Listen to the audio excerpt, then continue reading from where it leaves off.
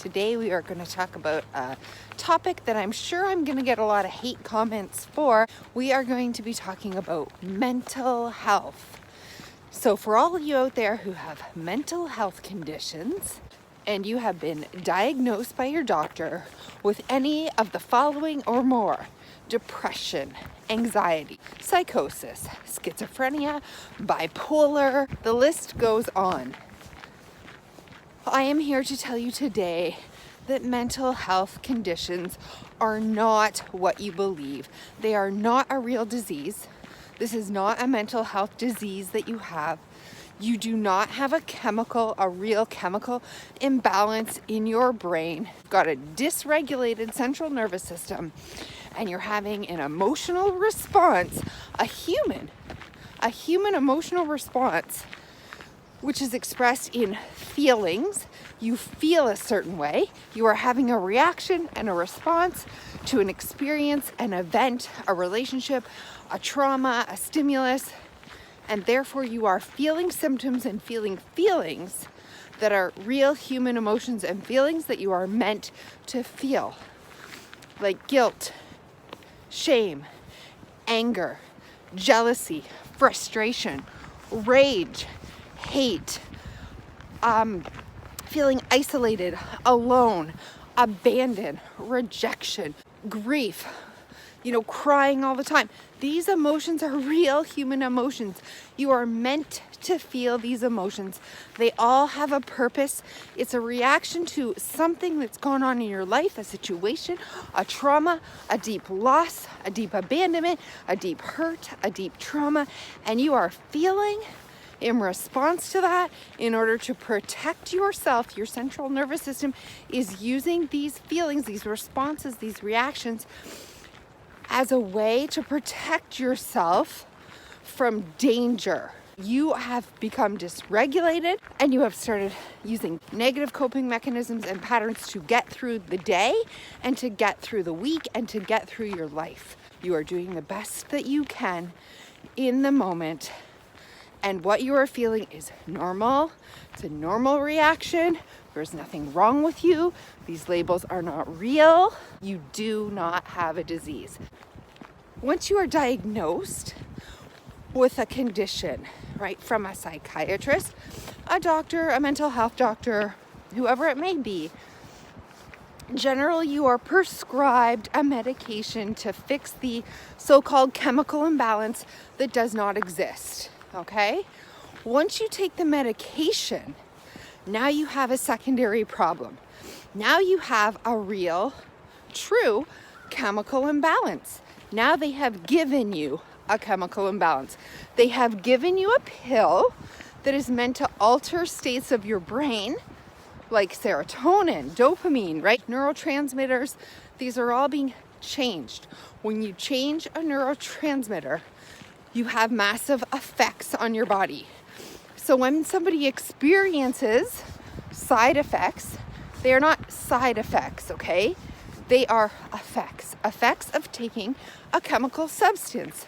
When you have an effect from taking a chemical substance, you have secondary problems. You do have a problem because you have taken something, you've experienced a chemical in your body that is not meant to be there, that changes your neurotransmitters and your brain. And now you have a problem as a result of that. Some of these, we're not going to call them side effects. Some of these effects include more anxiety, more depression, more highs and lows, suicidal ideation, physical symptoms like heart attack, stroke. These psychotropics, these class of medications that they give to people for mental health conditions, mental health disorders, mental health diseases that are so-called diseases that are never, ever that in the beginning. When they give you a chemical, now they have altered your state. Now you do have a true addiction, or you're overriding a natural biological response. They have addictive properties. They have emotional addictive properties, but they have physical addictive properties. When you take them away, your body cannot function without them because they're so powerful, right? Just like a street drug, they change you, it alters you, and it messes with your brain, your neurotransmitters, your hormones, and now you do have a problem. So yes, but the problem is not what you think. So I want to start by giving everybody out there who's been labeled with a mental disorder that will apparently be with them their whole life, I want to let you know that this is not true. You do not have a mental disorder that will stay with you your whole life. Okay, what you have been feeling, specifically if you have never been or taken or been on medication, is a feeling. It's a coping strategy.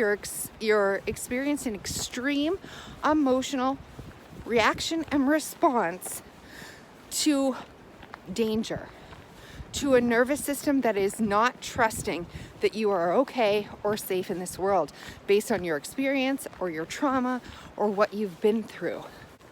So when your nervous system is in fight or flight mode, it's in chaos. So I've done a video, it's called The Most Important Video I've Ever Done. If you haven't watched that video, please go watch it. But if your nervous system is in chaos, right? It's in complete in chaos. The reason it is because it senses danger. That's biologically what it senses to do. It senses danger, and it's quickly, subconsciously, unconsciously, without any of your awareness, deciding whether you need to fight, need to flee, or whether you need to freeze. And this is a biological human instinct of every animal, creature, human being on planet Earth. When you're in fight or flight, your systems are in chaos. Hormones start to fire. Neurotransmitters start to fire. Your immune system starts to fire. So all of the systems, right? Your endocrine system, your nervous system, your central nervous system, your brain functions, your hormones. So you do not have a chemical imbalance. Everybody does when they're under pressure or they're reacting to danger. If you took anybody's vitals or anyone's markers, any of their biomarkers, when they are in severe danger, right?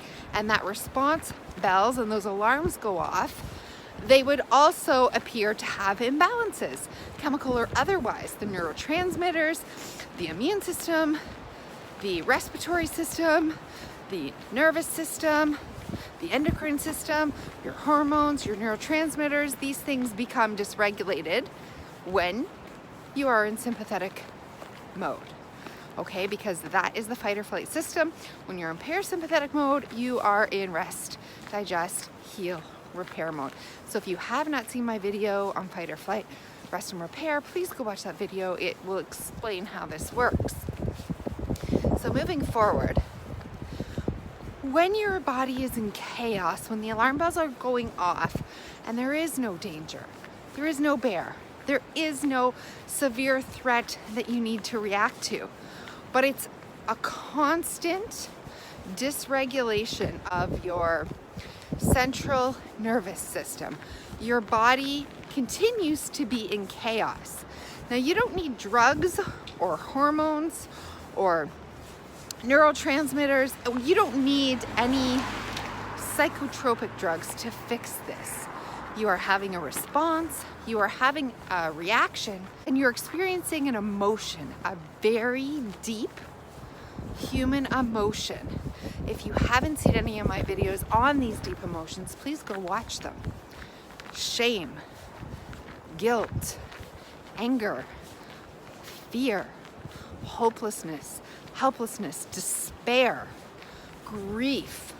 These basic human emotions, when you are put under enough stress and pressure, are something that anyone naturally and normally would feel. It's when it goes on for an extended or longer period of time is when we get into trouble. And the number one thing that you need to do is calm your central nervous system down. Teach your central nervous system how to be calm. Love yourself.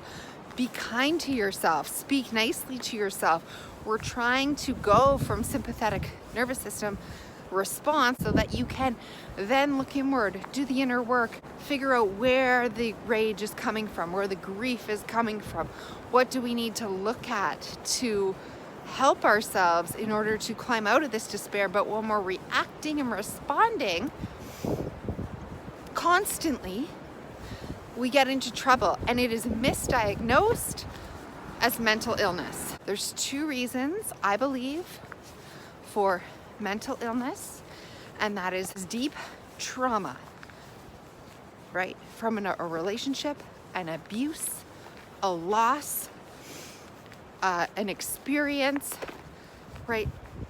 Maybe going to war, being molested, being raped, being abused, shocks, accidents, deep losses, people that you loved who are now gone, right? Car accidents, other accidents where you see things, wars, going to wars, anything like this. We know that people come back with PTSD. We know that they come back with, it's very hard to process what they've been through and then continue to live normally in the regular world, because how do you process trauma? How do you process those deep emotional feelings that you have trapped inside, like anger, rage, guilt, fear, despair, shame?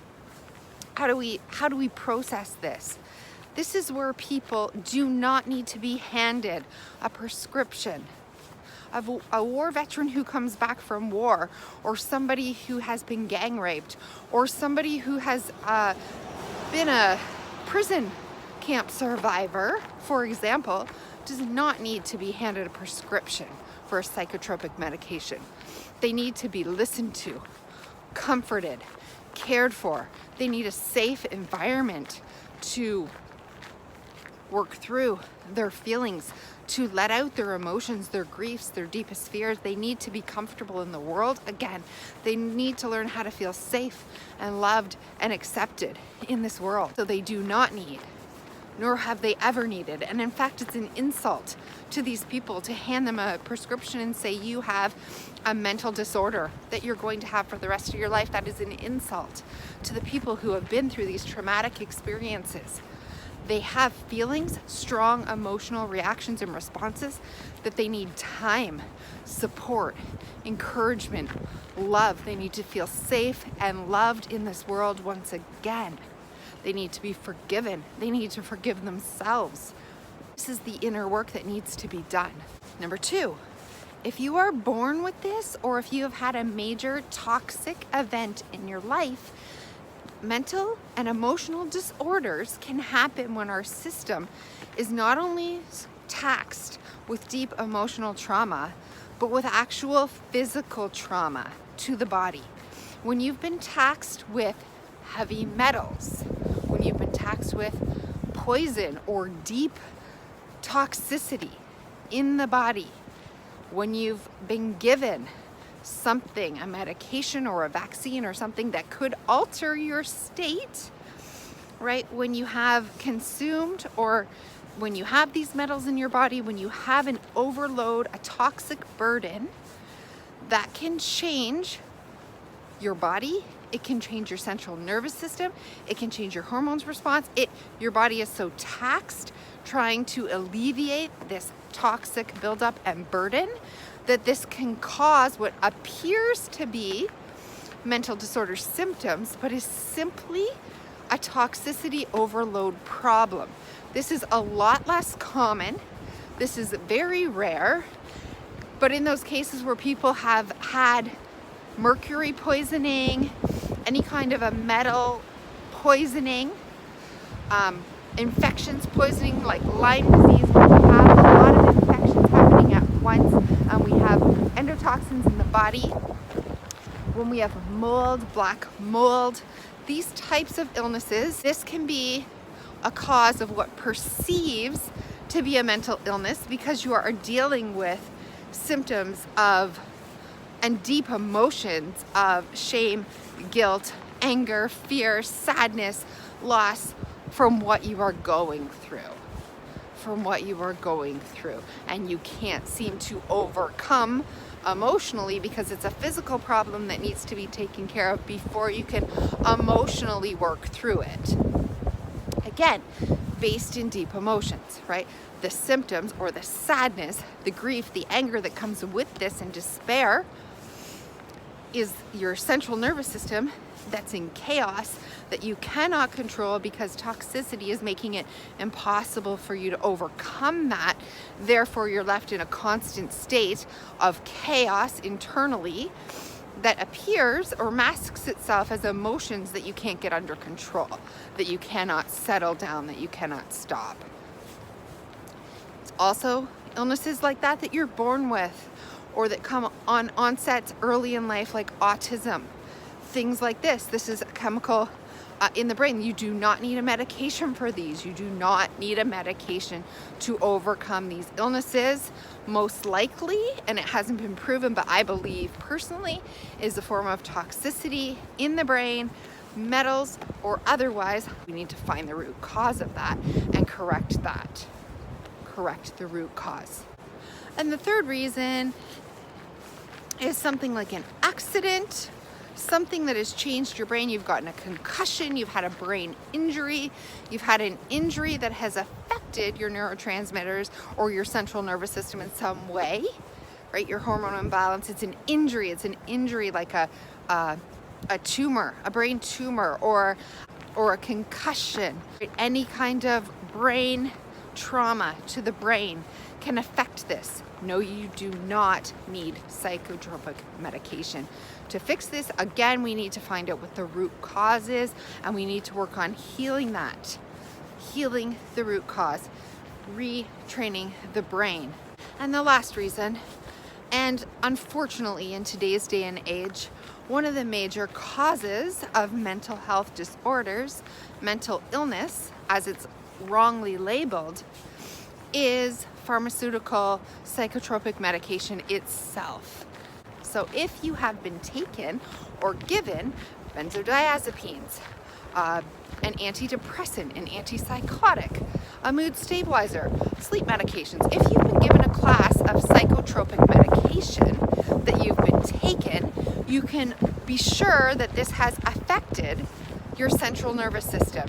It acts on neurotransmitters in the brain, which send your body into a state of chaos, which affect everything, your hormones, your central nervous system. Everything tries to cope for what additional neurotransmitter has been sent in, like whether it's serotonin or dopamine or whatever you're trying to do here, whatever is the base of that medication. That will affect that. The rest of your system needs to override that. It needs to upregulate or downregulate based on what you've been given so that it can still function properly. And then when you take that medication away, your body has already adjusted and upregulated or downregulated everything else so that it can work in tandem with each other so that it can regulate. And when we take that away, that is why people cannot wean off these medications very easily, because or specifically cold turkey off a medication, and their whole system crashes, right? Their entire system crashes. So if you have not watched my video on the dangers of pharmaceuticals, please go do that now. This is not going to turn into a rant, although it's beginning to, about pharmaceutical medications. But I do want to point out that if you are taking or have taken pharmaceutical medications when it comes to psychotropic drugs, that these play on the body, on your own neurotransmitters and your own hormonal system and your own central nervous system. And once we add those, then we have created a condition. We've created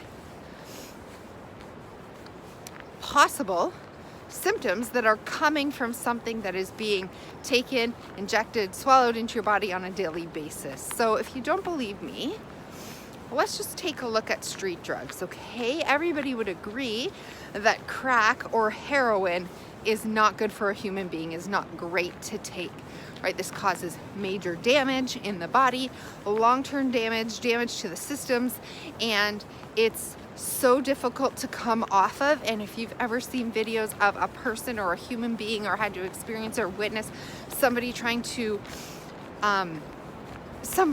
come off of crack cocaine or heroin, it is grueling to watch and it's grueling to go through, and these human beings are tortured for weeks, months in their body as they wean off of these street drugs, right? Because they're dependent, their body has become dependent on that, and when you take it away, all the other systems go into complete chaos and flux, and we get a lot of physical symptoms: sweating, pain, exhaustion, pricks, pins, and needles. You get all the same things that happen when you try to wean off psychotropic drugs.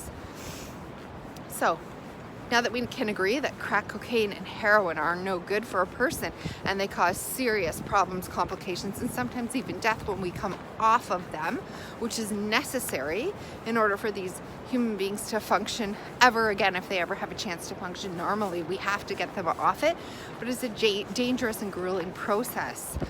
So why do they take these street drugs? Well, when they take crack cocaine or when they take heroin, they experience feelings of elation, happiness, bliss, right? People are blissed out. They feel love, joy, connected. They are feeling these high emotions, right? That people crave.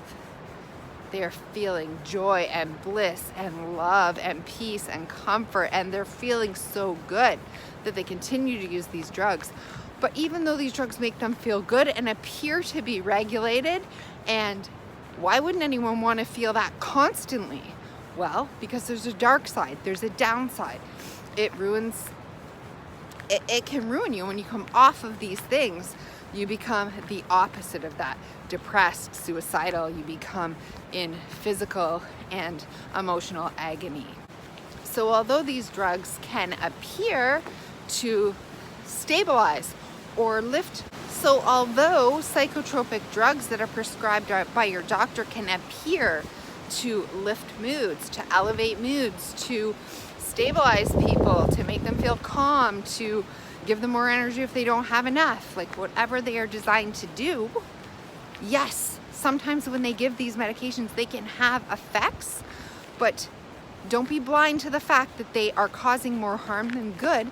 They're dysregulating your system, and as soon as you alter that in any way, your system can crash. It is a very toxic, and it is very unsettling and unstable for your body, and that's why people have to stay on these medications forever, because if they come off them, they experience the same sort of things that people who come off crack cocaine or heroin do, and sometimes, and in many cases, it can become even worse, even more of a problem to come off, and the symptoms are more pronounced and excruciating, long-lasting, and protracting.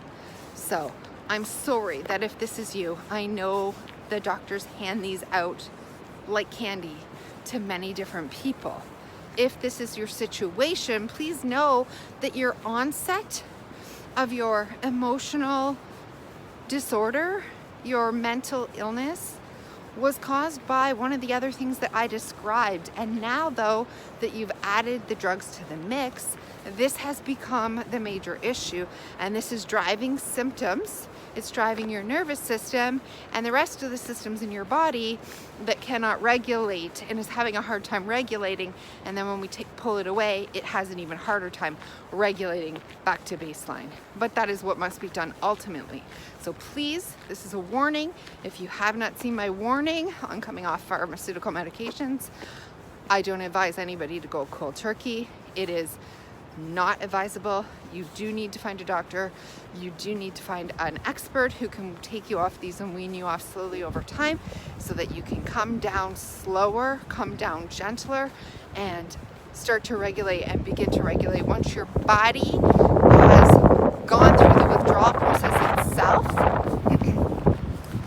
then and only then can you really regulate your emotional problems, your emotional trauma, that you can do the inner work that it takes to actually heal and feel safe again in this world. But while you're coming off, it will appear that you're not safe. Things are even worse, and that is why people go back on, get polydrugged, get a whole cocktail of drugs added to the mix, and end up in psychiatric wards. So please, if this is you, find an expert, find somebody. Go slow. You need to take your healing into your own hands at this point. Nothing can help you because You have been physically altered at this point. So doing the emotional work at this point doesn't help. We need to deal with sometimes the physical before we can deal with the emotional. While it is true, when we're dealing with the effects of drugs, whether they're street drugs, whether they're prescribed drugs like opiates or any of these medications, or when we're dealing with toxicity or an extreme accident, damage, or a toxic burden on the body, we often need to deal with the physical first, and this will be less than 10% cases of all people. Unfortunately, it's a lot more with the medications, the way the doctors hand these out. But if this is the category that you fall into, you need to know that although you're trying to do the emotional work, it is not your fault that you cannot feel safe because you've been physically altered and changed, and we need to deal with the physical part before we can do the deep work of emotional healing. Now, if you are, and I say lucky, but if you are one of the luckier, meaning less complicated versions where you've had a serious trauma in your life, and it could be major trauma, right? We're talking rapes, prison camps, loss, whatever it is. We're talking serious traumatic events in your life. You do not need a medication, and what you do need is deep emotional regulation of your central nervous system. So in all cases, we are trying to work with the central nervous system so that it can feel safe again. When it feels safe, when it feels calm, when it feels protected, when it feels like it can breathe, when it feels it's in a safe position and it's in parasympathetic mode, then your body itself can go into healing, and you can do the work, the emotional work that you should have done in the beginning, which is the forgiveness piece, the self-love, right? Feeling heard, loving yourself. Stop beating yourself up, being kind to yourself, forgiving others, forgiving yourself. These are the works, the real emotional work that needs to be done so that you can feel safe. And then you rebuild your life, and we start to move forward, and we do future planning and future thinking and creating a new future for ourselves. But we cannot do that work when we're in trauma. We cannot do that work when we're in emotional or physical trauma, and we need to deal with that before we can go forward. But this is for anybody who believes that mental illness is a real thing. If you know somebody in your family, somebody close to you, or even you have experienced this. So who am I talking about here? And does it include all so-called mental disorders? Yes. Yes. I am talking about people who have major depressive disorder. I am talking about people who are suicidal. I'm talking about people with anxiety disorders, such as agoraphobia, social anxiety disorders. I'm talking about people with OCD. I'm talking about people with bipolar. I'm talking about people with hyperactive, any kind of a hyperactive disorder. I'm talking about people who are grief-stricken, who are heartbroken, who cry from morning till night. I'm talking about people who are in despair and distress. I'm talking about people filled with anger. Yes, I'm talking about rage. I'm talking about the point of rage where you feel you could take a gun and go kill somebody. I am talking about all of the mental disorders. Yes, I am. I'm talking about all of them. I'm talking about psychosis. I'm talking about schizophrenia. I am talking about split personality disorders. I'm talking about all of it. So I would challenge any mental health expert that this is truth. I would challenge any psychiatrist that this is truth, any psychologist, any behavioral psychologist, any doctor. And how do I know this is truth? Unfortunate personal experience has led me to this conclusion that I know is right. And the reason I'm making this video is not to somehow buck what is going on in society, not to somehow be anti-pharmaceutical or anti-vaccine or anti-drugs. What I'm trying to do here is give you hope. Because if you've been diagnosed with this disorder, or anyone you love has been diagnosed with these disorders, I want you to know that they aren't actually disorders. And you need hope, because it's a lonely and scary place to be, specifically when no one understands. What you are actually having is a normal, but albeit extreme, very extreme human emotion of grief, anger, rage, fear, guilt, shame, depression. You are having a normal sadness. You are having a normal, very, very extreme emotional reaction and response to something that has happened or happening in your life, an experience or an event or a situation or a stimuli that is happening to you. And I am sorry that it has happened to you. I'm really sorry. My heart goes out to you. If you've experienced something so traumatic that you've had such an extreme emotional response and an emotional reaction to what's happened, and this extreme emotional response is a coping mechanism, is an extreme coping mechanism, an extreme self-protective mechanism that your survival instinct is doing. This is not you. This is not your fault. This is biological. It's subconscious, it's unconscious, and it is happening. Your central nervous system is making this happen quickly. It is taking a response to a situation that you feel extreme threat and danger to be in. You're feeling extreme panic, fear, sadness, grief, anger, rage, based on what has happened to you. And in order for your body to self-preserve, it's a self-preservation mechanism. And the human body, the human organism, is only concerned about survival. You're in survival mode, and your body is only doing what it is naturally and normally meant to do under these extreme pressures that you're under, these extreme situations that has gone your way. And so this is natural and normal, and any other person in this world, including all the mental health professionals out there, would be experiencing this same emotional dysregulation response if they were you and they had gone through what you've gone through in your situation. So anybody would be feeling the exact same way as you are, or that person that you love who has been diagnosed with this, if they had been through and experienced what you've been through. So this is situational.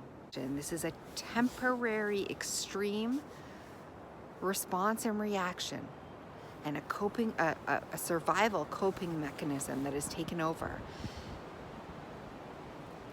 And I'm sorry for that, but I'm here to give you hope. There is hope. This isn't permanent. You do not have a permanent mental disorder or disease. This is not a permanent, and you can and will heal if you unravel this, if you take the amount of pressure off of yourself, if you can calm and heal your central nervous system, which is the key, then this message should give you hope. You're not diseased. You don't have a permanent disorder. There's nothing permanent about this.